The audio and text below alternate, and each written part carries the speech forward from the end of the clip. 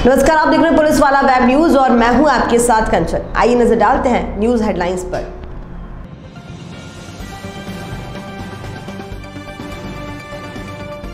डिंडोरी नगर में धूमधाम से मनाई गई निषाद राज जयंती। मांझी समाज ने राजा निषाद की आकर्षक झांकी निकालते हुए निकाली शोभा यात्रा।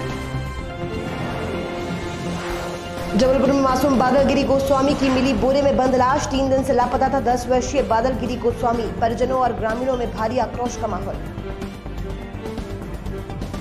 और जिले में शिक्षा व्यवस्था चौपट, आखिर जिम्मेदार कौन? आश्रम और छात्रावास बंद, जिम्मेदार शिक्षक लापता।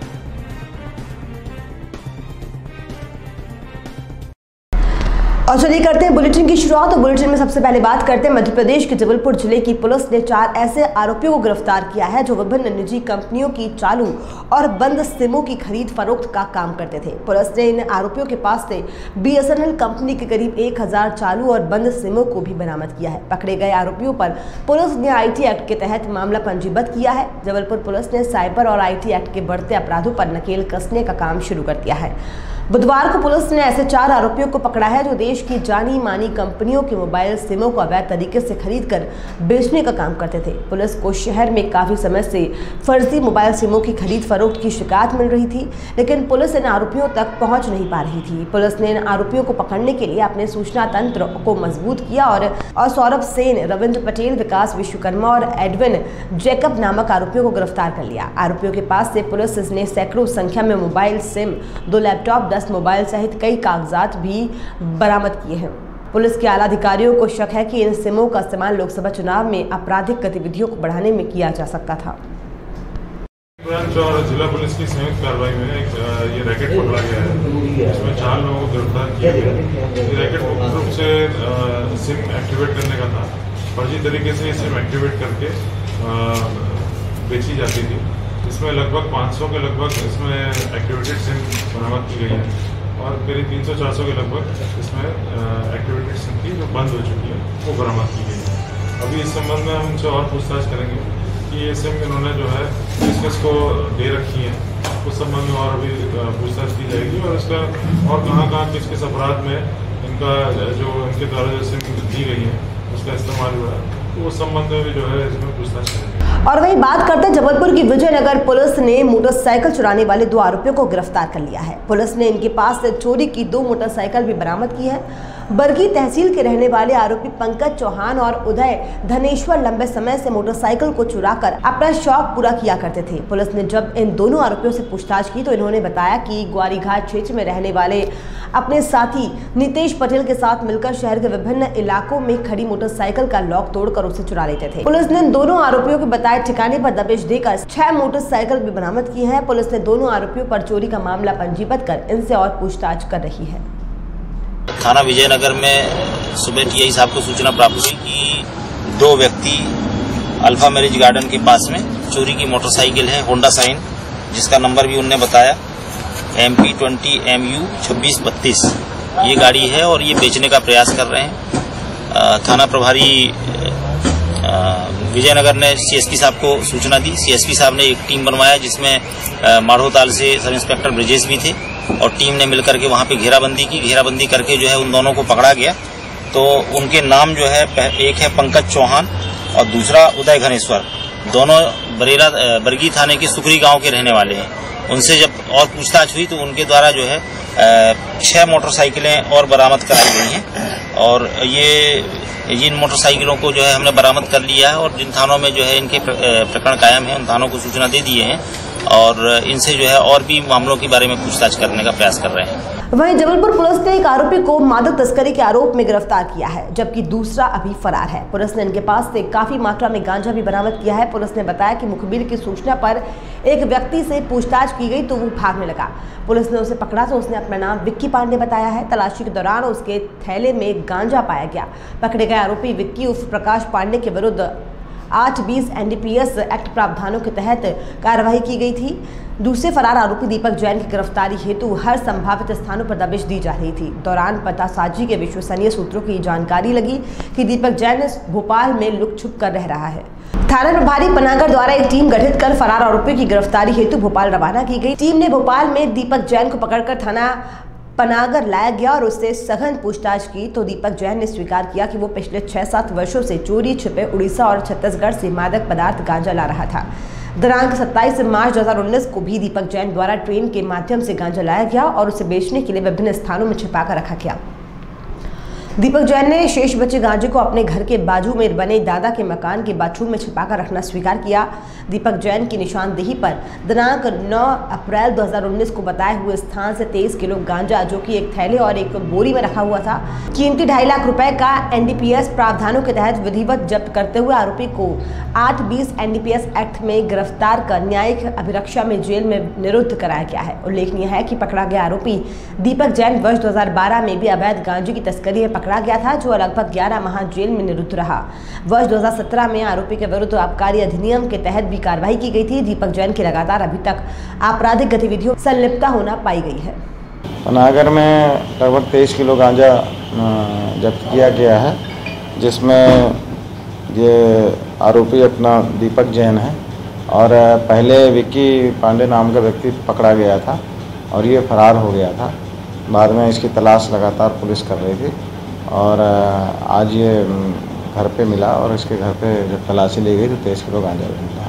और अब वहीं बात करते हैं रोड नहीं तो वोट नहीं मंडला जबलपुर हाईवे से आक्रोश चरम पर दूसरी बार चक्का जाम। पिछले 4 वर्षों से जिले वासियों के लिए सरदर्द बने मंडला जबलपुर हाईवे पर स्थानीय ग्राम वासियों ने बीते 2 सप्ताह में दूसरी बार चक्का जाम किया और घोषणा कर दी कि इस बार न ही चुनाव में कोई ग्रामीण वोट करेगा और न ही मार्ग से किसी वाहन को गुजरने दिया जाएगा। इससे न केवल मार्ग के दोनों ओर वाहनों की कतार लग गई, बल्कि भीषण गर्मी में यात्रियों को घंटों परेशान होना पड़ा।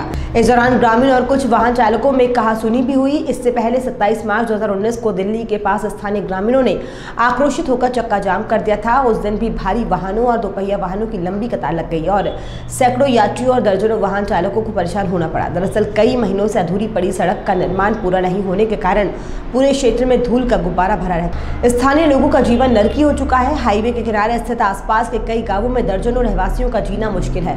धूल हो चुके गांव में पिछले 4 वर्षों से कई ग्रामीण सांस की बीमारियों से पीड़ित हो चुके हैं। जगह जगह से टूटी धूल मिट्टी मुरुम हाईवे राहगीरों और वाहन चालकों के लिए हादसों का हाईवे बन चुका है और यही कारण है कि कल और नजदीक के सभी आसपास के आक्रोशित ग्रामीणों ने एक बार फिर कल दोपहर को हाईवे पर चक्का जाम कर दिया। हाईवे के दोनों ओर वाहनों की लंबी कतार लग गई। इसमें न केवल और अन्य चौपहिया वाहनों की भी कतार लगी रही। प्रशासन को सूचना मिलते ही पुलिस बल भेजा गया। टीआई कोतवाली प्रदीप सोनी और तहसीलदार मंडला श्यानल जैन की समझाइश के बाद लोगों को रोड से अलग कर रोड चालू कराई गई। ग्रामीणों का कहना है कि कितनी से आम अटोला ग्वारी से मंगलगंज, सहजनी से बावल, लालपुर से नारायणगंज तक की पूरी सड़क मुरुम मिट्टी और धूल से भरी हुई। इससे लोगों को वाहन चलाने में बहुत ही परेशानियों का सामना करना पड़ता है। ग्रामीणों का कहना है कि अगर शीघ्र ही रोड का निर्माण कार्य पूरा नहीं किया जाता तो हम लोगों के द्वारा लोकसभा चुनाव वोटिंग नहीं की जाएगी और आने वाले समय में रोड को भी जाम कर दिया जाएगा। किसी प्रकार किसी वाहनों को चलने नहीं दिया जाएगा। सर, यहाँ रोड की समस्या है, उसके साथ साथ यहाँ तिमनी कॉलोनी पानी की समस्या है। इसके पहले भी हम लोग कई बार शिकायतें आवेदन दिए हैं। टाइम टू टाइम गाड़ी चलती है, दिक्कत है, लेकिन 24 घंटे गाड़ी चलती है। ये बताइए तो इंसान कैसे करके रहेगा? और मान लो कि इंसान अगर बीमार पड़ता है या किसी को कुछ होता है तो उसकी भरपाई करेगी सरकार। इस निर्माण कार्य को बीडीसीएल कंपनी के द्वारा किया जा रहा है और उनके बीच में कुछ पेमेंट को लेकर आपत्तियाँ थी, जिससे रोड का काम बंद कर दिया गया था। उसी के संबंध में ग्रामीणों ने आज यहाँ दिल्ली में आंदोलन किया है और चक्का जाम करके अपना सांकेतिक प्रदर्शन किया था कि यह काम तत्काल चालू किया जाए तथा जो धूल हो रही है उसको कंट्रोल करने के लिए पानी की सिंचाई की जाए। बीडीसीएल वाले कर्मचारियों को बुलाकर अवगत करा दिया गया है। पानी की सिंचाई कार्य चालू कर दिया गया है और अधिक जो लोगों ने चक्का जाम किया था उसको हटा दिया है। शीघ्र ही 5 दिवस में बताया है कि रोड का निर्माण कार्य चालू हो जाएगा। वह कार्य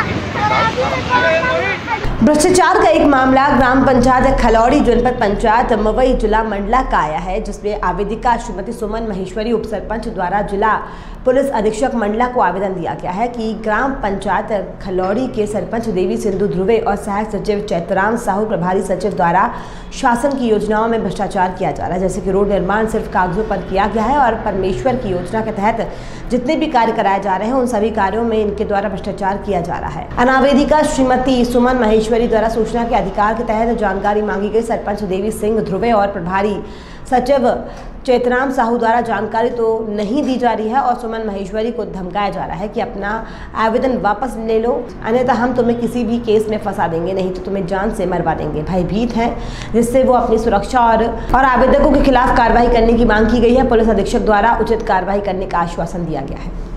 सर, मुझे मतलब मेरे ग्राम पंचायत में कुछ कार्यों में कुछ डाउट समझ में आया और डाउट समझ आने के बाद में मैं पंचायत सचिव से पूछी कि मतलब ये कैसा है, कैसा फर्जी बिल लगाकर आपने पैसा का हरण कर लिए, तो उन्होंने मुझे नहीं बताया। नहीं बताने के बाद में मैंने सूचना का अधिकार लगाई। सूचना का अधिकार लगाने के बाद में फिर भी मुझे कोई दस्तावेज नहीं दिया गया उनके द्वारा। तो फिर मैंने इस मतलब जिस रोड में मुझे डाउट हुआ, जिन जिन रोडों में, जिन जिन कार्यों में, तो उन सब की छाया प्रति मतलब मैंने मांगी और मांगने के बाद मैं जांच के लिए जनपद में लगाई, जनपद पे लगाई आवेदन। और जनपद में लगाने के बाद मैं फिर कलेक्टर महोदय को भी अवगत कराई आवेदन के माध्यम से और एसडीएम सर को भी मैंने अवगत कराई, लेकिन वहाँ से अभी तक कोई कार्रवाई नहीं हुआ है। और आज मैं एसपी कार्यालय भी आई हूँ। सर, मुझे एक महिला उप सरपंच होने के नाते से सरपंच और सचिव जो प्रभार में है, सचिव प्रभार में है, उनके द्वारा मतलब मुझे अपमानित किया जाता है और मुझे धमकी दिया जाता है कि आपने जो सूचना का अधिकार लगाया उसको वापस लो और नहीं तो हम तुमको किसी भी झूठे केस में फंसा देंगे, ऐसा मतलब मुझे बोला जाता है। सर, वही बात करते हैं डिंडोरी नगर में मांझी समाज के द्वारा राजा निषाद राज की जयंती बड़े धूमधाम के साथ मनाई गई। आपको बता दें कि मांझी समाज के द्वारा राजा निषाद राज की आकर्षक झांकी बनाकर डिंडोरी नगर से डैम घाट से पुरानी डिंडोरी तक विशाल शोभा यात्रा निकाली गई। निषाद राज जयंती के अवसर पर विशाल भंडारे का आयोजन किया गया, जिसमें हजारों की संख्या में श्रद्धालुओं ने प्रसाद ग्रहण किया। शोभा यात्रा के दौरान मांझी समाज के लोग हजारों की संख्या में मौजूद रहे। जबलपुर के राष्ट्रीय आरक्षण पीड़ित वर्ग मोर्चा के 109 संगठन के सदस्यों के द्वारा आज रानीताल चौक पर पिछले वर्ष संवर्णों बंद 10 अप्रैल 2008 की वर्षगांठ मनाई गई। इस अवसर पर मोर्चा के अध्यक्ष अमित कंपनियों ने कहा कि आज स्थापना दिवस के अवसर पर अग्नि को साक्षी मानकर सभी संगठन के सदस्यों ने ये शपथ ली है कि मध्य प्रदेश में सभी 10% स्वर्ण आरक्षण लागू कर आएंगे और प्रदेश में कर्मचारियों के हित प्रमोशन में आरक्षण को समाप्त करने के लिए सिद्ध आंदोलन का शंखनाद जबलपुर से करेंगे। आज सभी सदस्यों द्वारा एक वर्ष पूर्व किए गए आंदोलन की याद ताज़ा की गई। इतिहास में, भारत के इतिहास में एक सुनहरा दिन है जब सर्वप्रथम सवर्णों ने अपने हक की लड़ाई के लिए संपूर्ण भारत महाबंद का आह्वान किया था। पिछले वर्ष राष्ट्रीय आरक्षण पीड़ित वर्ग मोर्चा, जिसके तत्वाधान में जबलपुर और प्रदेश के लगभग 109 संगठनों ने जिसका समर्थन किया और ऐतिहासिक भारत बंद हुआ और हम लोग ने लगातार वो लड़ाई लड़ी, जिसमें से कुछ प्रदेशों की सरकारें तक जाती रहीं और उसके बाद 10% सवर्ण आरक्षण सवर्णों को मिला, जिसमें हम लोग ने मीठा भी बांटा। लेकिन अभी भी हम लोग का कहना है वर्तमान प्रदेश सरकार से कि शीघ्र से शीघ्र 10% सवर्ण आरक्षण प्रदेश में लागू करे। और प्रमोशन में आज हम लोग ने राष्ट्रीय आरक्षण पीड़ित वर्ग मोर्चा और सवर्णों का स्थापना दिवस में मोमबत्ती रख के और अग्नि को साक्षी मानते सभी सहयोगी संगठनों के सदस्यों ने और अध्यक्षों ने यह घोषणा की है और संकल्प लिया है कि मध्य प्रदेश से प्रमोशन से आरक्षण बिल्कुल समाप्त करेंगे। या तो प्रमोशन में आरक्षण हर वर्ग को मिले या तो पूर्णतः समाप्त हो और अध्यादेश के खिलाफ पूर्व लड़ाई जैसी जारी थी जारी रहेगी। जय हिंद, जय भारत, जय सवर्ण शक्ति। डिंडोरी जिले में शिक्षा का स्तर लगातार गिरता जा रहा है। शासन प्रशासन लगातार शिक्षा के सुधार के लिए प्रयासरत है, लेकिन जिनके कंधों में शिक्षा व्यवस्था की जवाबदारी है, जब वही जवाबदार अपनी जवाबदारी और जिम्मेदारी से भागेंगे तो जिले में कैसे शिक्षा का स्तर सुधरेगा। आपको बता दें कि मेहदवानी विकासखंड के दर्जनों कन्या आश्रम और छात्रावास बंद पड़े हैं। आश्रम और छात्रावास में छात्र छात्राएं नहीं है और जवाबदार छात्रावास अधीक्षक और अधीक्षिका लापता है, जबकि शासन के स्पष्ट दिशा निर्देश हैं कि 30 अप्रैल तक विद्यालय संचालित होंगे। लेकिन जब जिम्मेदार ही लापता रहेंगे तो आश्रम और छात्रावासों में बच्चों का ना होना स्वाभाविक है। आश्रम और छात्रावासों में सन्नाटा पसरा हुआ है। ऐसे में शिक्षा का स्तर कैसे सुधरेगा। जब इस मामले में हमने जिम्मेदारों से बातचीत की तो जिम्मेदारों का रटा रटाया जवाब मिला। जांच करवाई जाएगी, दोषियों पर कार्रवाई होगी। इस विषय पर जांच करवाऊंगा, तो जांच में सही पाया जाने पर कार्रवाई करूंगा। जबलपुर के चौरगावा थाना अंतर्गत सगड़ा गांव से अपहृत हुए 10 वर्षीय बालक की शव घर के पास ही एक सूने मकान में मिली। मृतक बादल गिरी गोस्वामी सोमवार 8 अप्रैल की सुबह करीब 10 बजे अपने घर के बाहर खेलते हुए प्रकाश चक्की के पास पहुंचा था। इसके बाद से वो गायब हो गया। 4 दिन से परिवार के सदस्य और पुलिस उसकी तलाश में छानबीन कर रहे थे। पुलिस ने गाँव के अलावा आसपास के नदी नालों और नहर में भी उसकी तलाश की, लेकिन गुरुवार की सुबह घर से करीब 50 मीटर की दूरी पर रामप्रकाश त्रिपाल के सूने घर में एक बोरे में बंद बादल का शव मिला। उसके हाथ पैर बंधे हुए थे और शरीर काला पड़ चुका था। घर से बदबू आने के बाद लोगों को संदेह हुआ, जिसके बाद पुलिस को बुलाकर घर में प्रवेश किया गया और उसका शव बरामद किया गया। परिजनों की माने तो बादल के परिवार सदस्यों की किसी से कोई रंजिश भी नहीं थी। बावजूद इसके बादल का अपहरण और फिर हत्या पुलिस के लिए चुनौती बन गई है। पुलिस अधिकारियों ने डॉग स्क्वाड और FSL टीम के साथ मौके पर पहुंचकर जांच की, लेकिन अभी तक हत्या का कारण स्पष्ट नहीं हो पाया है। पुलिस अधिकारी मानव अंग तस्करी और नरबली सहित सभी पहलुओं की बारीकी से जांच कर रही है। कुछ संदिग्ध लोगों से भी पूछताछ में जुटी हुई है। इस अपहरण और हत्याकांड से हर कोई हैरान है। गांव में हुई सनसनीखेज वारदात के बाद पुलिस की कार्यप्रणाली और सक्रियता पर सवाल खड़े हो रहे हैं।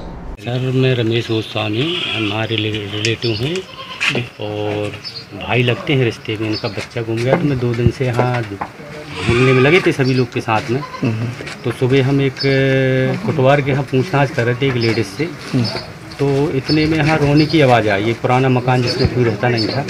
तो वहाँ जब हम दौड़ के आए तो यहाँ देखा कि बोरी में एक बच्ची की, जो अपना बच्चा गुमा हुआ है, उसकी लाश मिली।